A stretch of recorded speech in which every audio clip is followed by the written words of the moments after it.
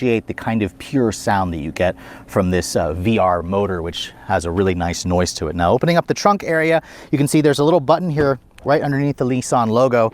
This is not a power hatch. Remember, this car is going to be priced under $40,000, but you can see there is a good amount of space back here. In fact, Nissan didn't have official numbers, but the old Z was just under 7 cubic feet. This looks about the same. You can see this car doesn't come with back seats, but there is a wide amount of space here where you could easily fit a roller bag, maybe even some golf clubs and whatnot. But underneath here on this floor area, you can see there is nothing here that will lift up. Although, one second, actually, yes, there is a little lift up portion. However, no spare tire. You just have a fix-a-flat kit there, and that's where the subwoofer goes for the Bose audio system. So now that we've talked about the exterior of the new Z, let's go ahead and hop inside the interior of this Syrian blue model. And I have to say, the blue exterior with the blue interior really gives this interior a swanky look to me. Nissan just did a really good job with the exterior and the interior design. It feels modern, it feels comfortable. It also feels like a throwback to the original Z car. Now, first getting inside and shutting the door, this is built off of the FM platform, so the door sounds exactly like the previous Z. It's a relatively solid sounding thunk. You can see here's the key fob for the vehicle. It is the typical Nissan fob here. It's an old fob, but it's a nice size. You can see very simple, just 3 buttons, lock, unlock, and panic, because remember, this is a Z, there's no power actuated trunk, although I think that they should have included a trunk release in this model. You can see this model also has the 6-speed manual, which right now, as of this filming, you still can't get in a Supra. So to start it up, the start-stop button is right here, right by the shifter. You can hear it has that typical Nissan Infiniti starter noise with that V6 it fires to life. It has a pretty good noise, and the tech in this interior obviously got a huge upgrade. The previous generation dated back to the mid-2000 era, and this one here just finally gives us the modern cabin that the Z really needs, but it also has a couple of trim pieces here that remind me of the previous generation model. The first thing I'm going to notice, let's start with the door panels. This door handle essentially comes off the previous generation. I think that Nissan should have updated this with a different color material. The door fan even looks the same. Thankfully, this is a soft touch injection molded plastic. You have really nice leather here that's blue with the Alcantara on the door panels. You can see the window controls, they're automatic up touch one down for both windows. These window control switches also feel old. These are not the newer switch gear that I've seen in the Rogue, for example, or the new Pathfinder. The steering wheel, however, is all new, and thankfully it is a nice looking wheel. I'm surprised, however, it's not a flat bottom design. You have controls, of course, for your audio control, your adaptive cruise control, which is included even on the manual transmission model. You can see the wheel itself has a manual tilt and telescoping arrangement with a good amount of adjustability, although the gauge pod, which used to move up and down with the wheel, that has been removed because it just has a completely different design, which, by the way, that instrument panel is a fully digital 12.3-inch display. It's standard on even the base model Z. Remember, this is the performance trim, and you can actually customize what this looks like. You can see I can go into this little change meter view. This is the sport view. If I go to normal, you can see it changes the look of this, where I have the driver assist information in the center. You have the same size tach and speedometer over to the left and the right, and then if you push this button again, you can also change the view and go to an enhanced setting, which looks like the last Nissan Rogue and Pathfinder, where it puts this really interesting counter-rotating tach and speedo on the left and the right, and then it gives you more information there if you guys would prefer to have that. I really like in a sports car to have it in the sport view. But again, the fact that Nissan gave us a fully digital display here makes it look a lot more modern. Over here on the center screen, you can see this is Nissan Connect, their latest infotainment system. The performance trim gives you the larger 9-inch display, and it does include wireless Apple CarPlay and Android Auto. You can see my phone is already connected. It's really quick, snappy, and responsive. You can also go back to the home screen if you'd like by pushing that button, then that'll take you back to the Nissan Connect system. There's also embedded GPS, although most of you will probably end up using your phone anyways. This here looks really nice. When I put the car into reverse, you can see you have to push down to go to reverse. There is a backup camera. It has parking sensors front and rear. It has a trajectory, which is nice. The resolution, however, isn't great. I've seen much better resolution on other newer Nissan products, but at least the screen is finally a very decent size. You can see the rest of this is relatively easy to use. I really like the large buttons. You can also go into your settings over here. There's no adjustable ambient lighting in this car, although I haven't been able to see it at night to kind of show you guys what the interior lighting would look like in the evening. I do like the dash vents over here where it's right above that. You have the traditional 3-pod gauges over here where you can see it shows a boost pressure, it shows turbo speed, and then also has a battery volt indicator, which you can also put the boost display over here in the sport display. You can also put a G-force meter, an upshift indicator, tire pressure monitoring, etc. So all of that looks fairly nice. down here in the center console area, you can see there's just single zone automatic climate control. These dials look like they are from the previous generation or an older Infiniti. No wireless phone charging, which kind of surprised me that it didn't have that feature. That you do have two USB charging ports there, a USB-A and a USB-C. The shifter for this has been updated, of course. There's also a 9-speed auto that has an electronic shifter. The manual itself, the clutch feels relatively on the medium side for effort. The throws for the manual also have that typical Nissan feel. They're really short throw. Reverse, you have to push down to go all the way into reverse. This is a really nice feel. We'll talk about that later on in the driving scene, and the fact that it offers a stick with this V6 makes the Z super unique, and it's also a Nissan transmission. It's not shared with any other company. You can see over here, really old switchgear for the heated front seats. No cooled seats are available. You can see there's the release for the trunk area. You have one cup holder over here. However, if you slide this back, it reveals a second cup holder. So kind of clever how Nissan did that. You have a traditional pull style handbrake for those of you who want to do those J U-turns out on the snow or in a parking lot. Push this button, you can see this lifts up. It reveals a power outlet in there. Pretty decent storage, although it is a little bit on the shallow side. The storage itself in this car isn't a lot, but mostly in these type of vehicles, you're not going to find too much storage. Looking over here on the glove box, you can see it's a bin style, it's damped, but it's not lined with felt. There is a fairly good amount of room in that glove compartment. The dashboard, you can see, has a soft touch injection molded plastic, beautiful leather stitching over here. This is a hard touch cover over the airbag cover, or over the glove box. And then you can see the performance also gives you a rear view mirror that is auto dimming, although I kind of wish that Nissan had gone with a digital rear view mirror or a frameless design. Surprised that there's no LED lighting here for the map lights, but at least, unlike the Supra, you do have more headroom in this vehicle. And you can see the visibility is a little bit better. The seats, I also want to talk about that real quick. These seats look like they have been slightly updated versus the previous generation. You still have the same kind of seat controls where the driver's seat has a 4-way control, which is power. You can say I can push this forward and back. I can recline the tilt. However, if you want to adjust the angle, the height of the seat, there's a manual lever over here. It's the same thing for this seat over here. I kind of wish that Nissan had given us a full power seat with cooled seats. There's perforation in here, but I can't deny that the seats are comfortable and supportive. They hold me in place nice, and in this blue color, it also looks fantastic. So here we are in the brand new 2023 Nissan Z. I have been excited to drive this car since Nissan first revealed it in New York back in August, I think, so it's been a while. And we're starting off the drive in the performance version. This is the model that more, I suspect, enthusiasts are going to go for because it gives you the limited slip diff. You also have the launch control with the 9-speed auto. This one has the 9-speed, which we'll hop into the manual later on and we'll see what we can do, or what the car drives like on the, in the manual. And we're also going to take this out on the track and to a drag strip. But first thing I want to test out, since we're out in the desert, is the 0-60 performance. Now this car is the first Z with launch control, factory launch control. So Nissan didn't quote a 0-60 time in this vehicle, but to activate the launch control, you put the D mode, the drive mode selector here to sport. It's just standard or sport. Pull the paddles and hold them, push and hold the brake, floor it. Now it says launch control.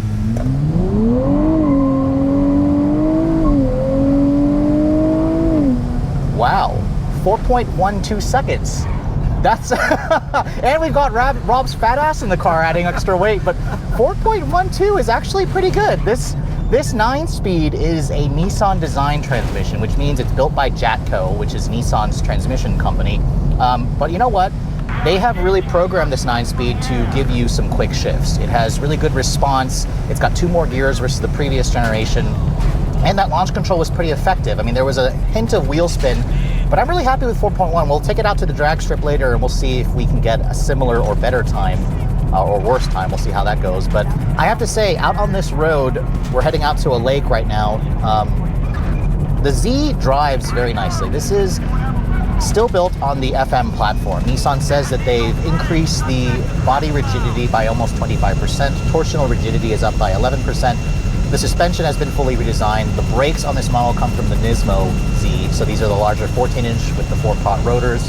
The car just actually has a really good ride quality on this smoother road.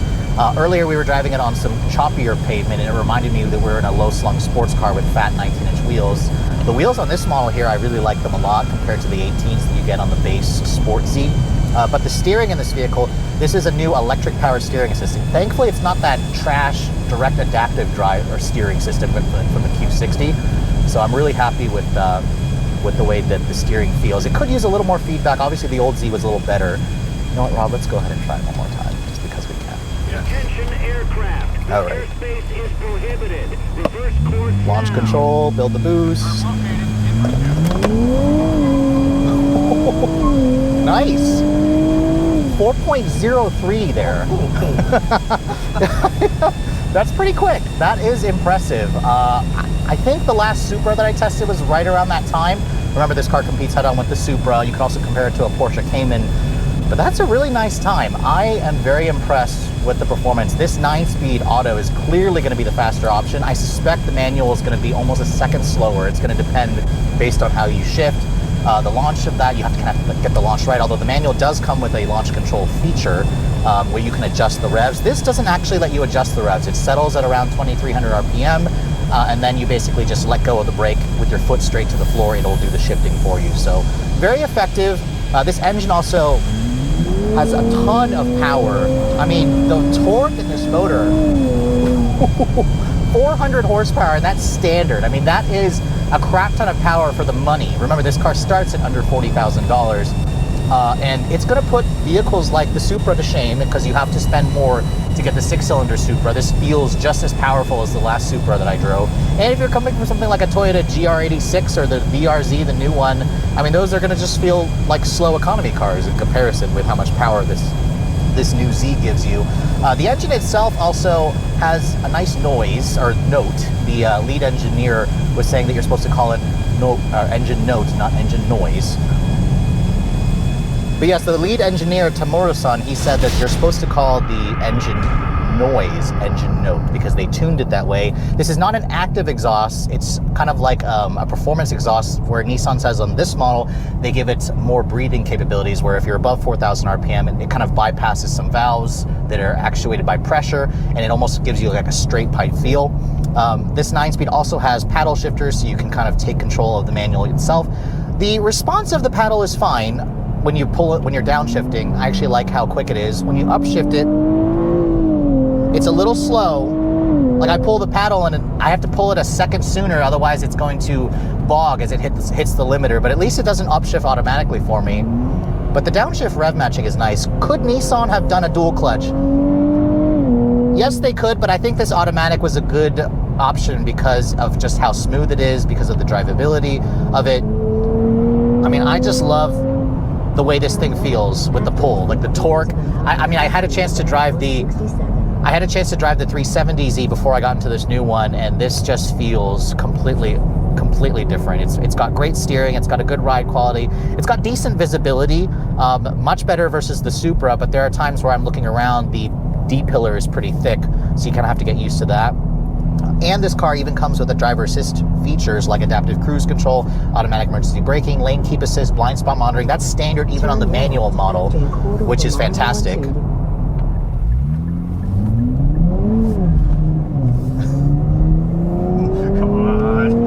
It was pretty aggressive in cutting the power.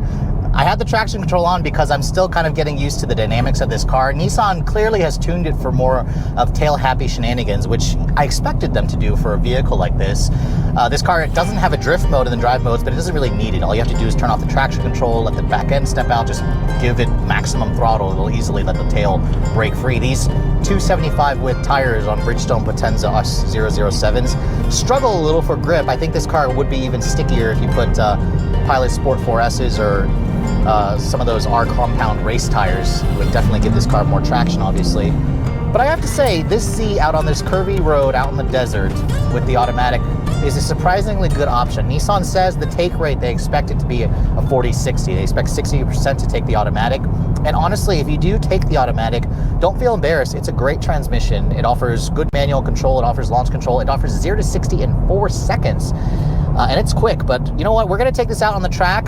We're also going to hop into the manual model and see if I actually end up liking this car more with the stick or with the automatic. So now we've switched over from the 9-speed automatic to the 6-speed manual transmission. While I was impressed with the 9-speed, it's a great option. This is the transmission that every enthusiast is salivating for because Nissan did it right. They're offering a choice and there's a no-cost option between the two. So this manual that we're driving also includes carbon fiber drive shaft. It has a mechanical limited slip differential, and it also includes a launch assist feature. which let's go ahead and see what we can get 0 to 60 wise, since we got 4 seconds in the automatic. So clutch in. That was bad.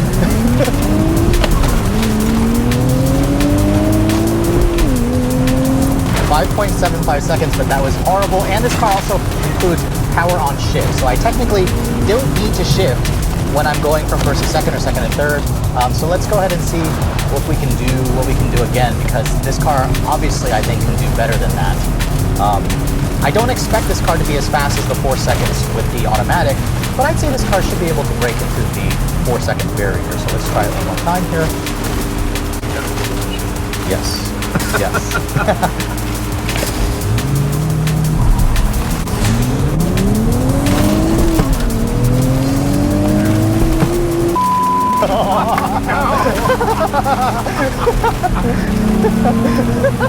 Your electric car. Pre-production. 5.14. Okay. My bad. Sorry, car. I need a little more practice. It actually didn't go into third there properly, and I was like, oh. I missed the gear, yeah. I crunched. Well, at least it didn't have a crunch, but 5.14. That was actually going slightly uphill. So yeah, this could probably do better than that, which I'll try one more time up here. Hopefully I don't miss it.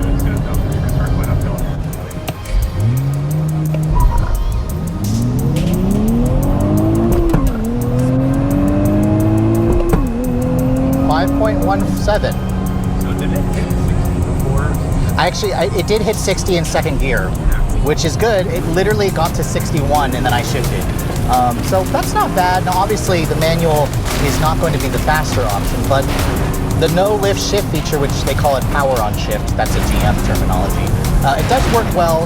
The launch control, you can adjust the revs, but I couldn't find the ability to adjust it. Nissan says you can do it kind of on the fly, but it wasn't giving me the option to do it. So it was kind of settling the revs around 3, and then you kind of have to slowly sidestep the clutch. The first time I totally dumped it, and that was terrible.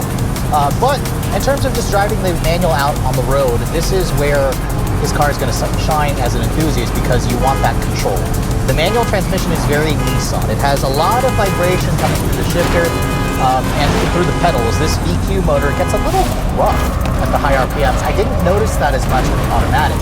Definitely feeling the manual. The manual also includes the auto rev matching, which is nice. All the shift lights are also great. You can adjust that. But this car just has so much pull. It sounds good too. Lots of mid-range torque. Yeah, the manual may not be as fast, but I do like the manual. It is a wonderful option. This does get worse or gas mods, but I think if you buy the manual, you're not going to really care. But I think the vibrations that I feel through the shifter, I'd probably get used to that, although it does feel a little unrefined for me. I'm torn because I love a good manual, but I also think that the 9-speed automatic shouldn't be discredited. It's also a good option.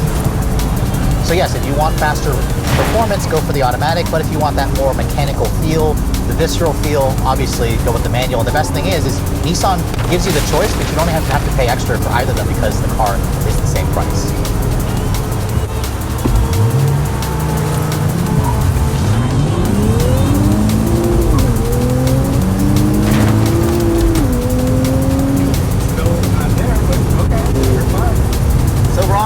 Was able to break it under 5 with the manual. Good job, Rob. 20 seconds to take out last time. So here we are, the new Z, the automatic model. It does have launch control, so let's go ahead and see what I can get 0 to 60 wise. Pull both paddles simultaneously, left foot on brake, launch control. It will hold the revs around 2300.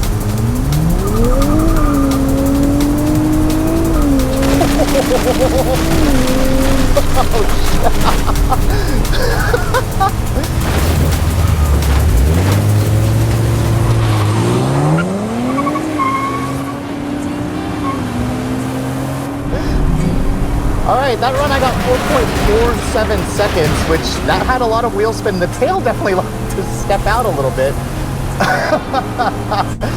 Now I suspect this car could do faster, but that was fun. I actually got into the 370Z first with a manual, and this feels significantly faster. I'm gonna actually hop into the manual after this, But this is their new 9-speed auto. This is a Nissan design transmission. Holy crap, this thing, it has some power and it sounds good and it feels good.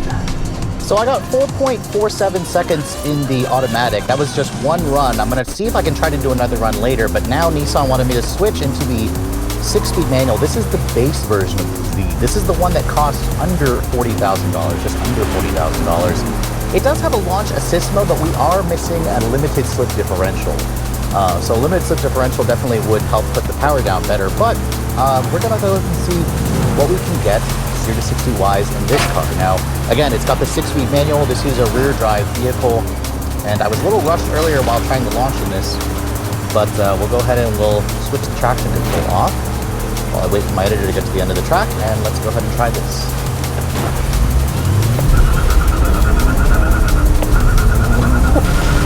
Okay, God, okay.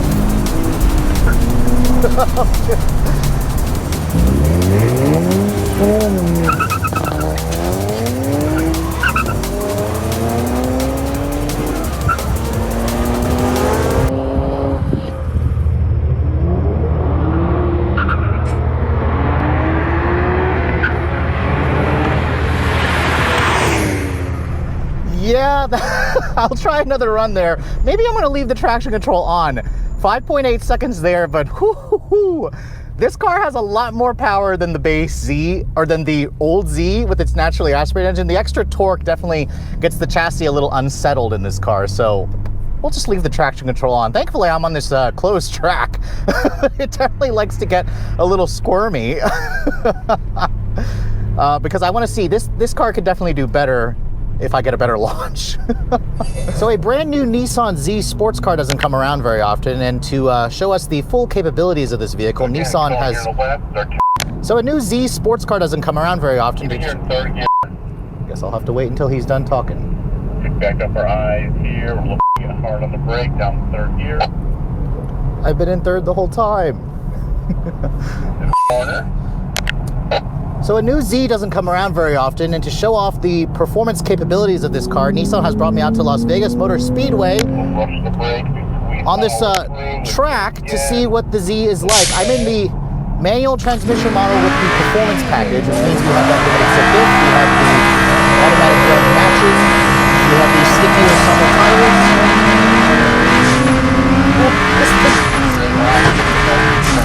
The noise this car makes, and all of that torque.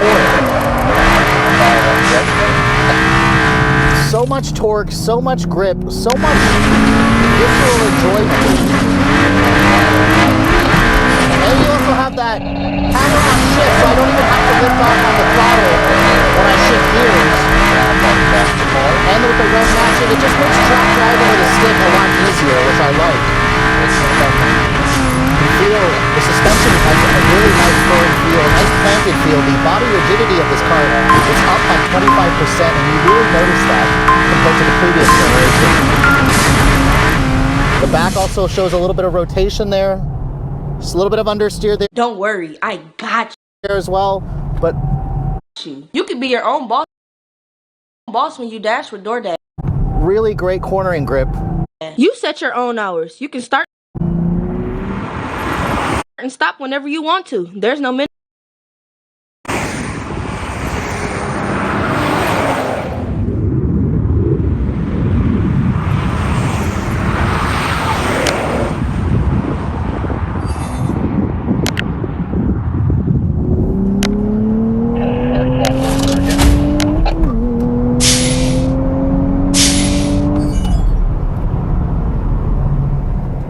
The steering in this car also is a new electric power steering assist. It's not that horrible drive-by-wire system that we get in the Q60. And I have to say, Nissan has tuned it well. It could use a little more feedback.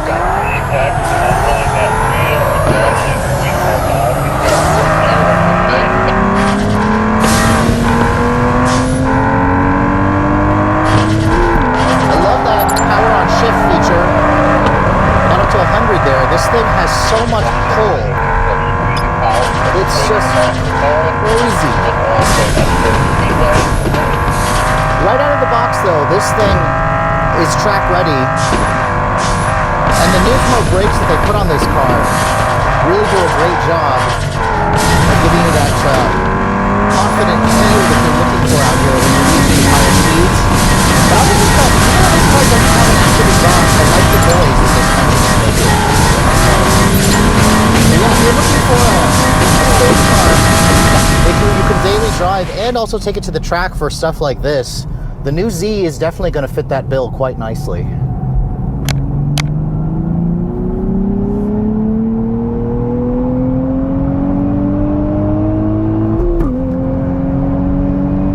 So when Nissan first showed us the all-new Z car last year, I was simply blown away with the amount of performance, technology, comfort, and affordability that Nissan was promising with this new Z. And after spending the day driving this vehicle out on the road and out on the track, this car lived up to my expectations. The 0 to 60 performance in 4 seconds is simply breathtaking. I mean, with the 9-speed auto, I understand obviously that is not the enthusiast choice. It is the quicker option. The manual transmission is also a wonderful choice. The fact that Nissan offers a stick shift also makes it even more appealing. This particular one that I'm showing you here in the performance trim, I think is the sweet spot, because with the upgrades like the mechanical limited slip diff, the forged wheels, the upgraded interior, the upgraded body kit, just the overall look of this car really is going to stand out. In fact, every time I see this out on the road, I couldn't help but do a double take. Really, this car and the GR Supra are one of the best new Japanese sports car bargains that you can buy, although those of you who like to hate on the Supra can argue that this car is actually Japanese as opposed to the Toyota, which is built off of a BMW platform. That leaves us, of course, with the big question, the million-dollar question. What is the new Z going to cost? I mentioned earlier this car is going to start at under $40,000 because the base sport trim with a manual transmission or an automatic, there's no charge between the transmissions, starts at $39,995. That's before a $1,025 destination charge, so you're just over 41 grand if you guys go for the base version. This performance trim includes a lot of upgrades, and it's about $10,000 extra, so $49,995 plus destination. So this one here,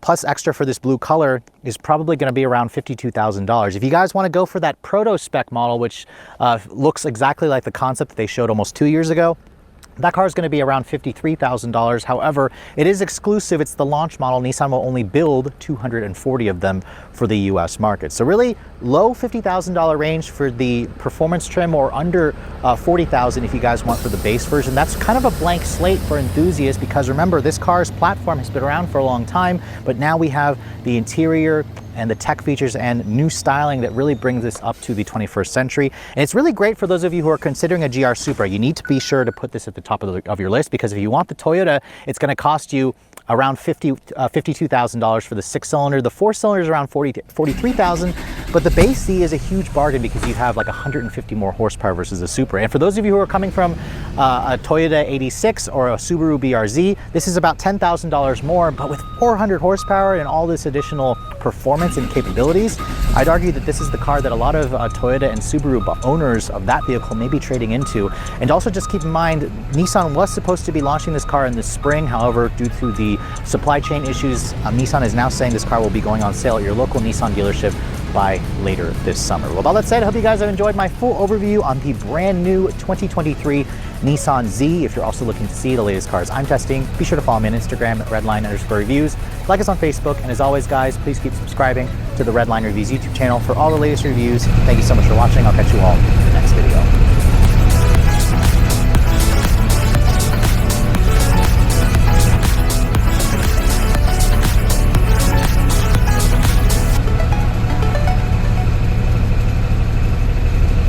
What's going on YouTube? So if there's one vehicle you can count on seeing every time you hit the road, that would be the RAV4.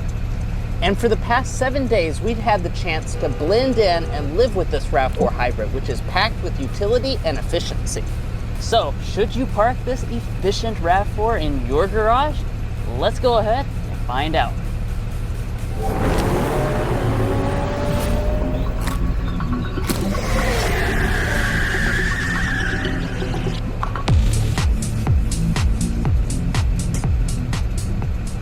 So like always, let's kick things off under the hood with our spec dump. So the RAV4 lineup is available with 3 different powertrains: a traditional gas, a plug-in hybrid, or this hybrid system we have today. This is a 2.5 liter 4-cylinder engine paired with a nickel hydride battery pack and an electric motor for a total system output of 219 horsepower, which is actually 16 more than the gas model. For all hybrids, you have an eCVT as well as standard all-wheel drive, and your fuel economy is coming in at 40 miles a gallon combined. Now, of course, later on, we're going to go out for an extensive test drive to show you what it's like out on the road, get things like our signature sound level rating, and also tell you what our real-world fuel economy has been for this week. But first, let's close up the hood, take a look at this very stylish exterior. Now, you heard me just say stylish exterior, and that is because we have the XSE trim level. This is one of the 2 hybrid exclusive trim levels that have a sportier design. As you can see, we've got a lot of gloss black accents up here in the front to update the recently redesigned grille. So this was changed last year to be a little bit more aggressive. As you can see, you do have those gloss black finishes all through here. There's a lot of different versions of the RAV4, a lot of different trim levels, so you can kind of match what type of design and character you want. Like I said, this is the sportier look, and honestly, this has got to be the best looking RAV4 I think I have ever seen, with all these nice black accents you'll see as we go through the exterior of the vehicle. Now let's come over here and take a look at our headlights. So Toyota does include standard LED headlights on all trim levels.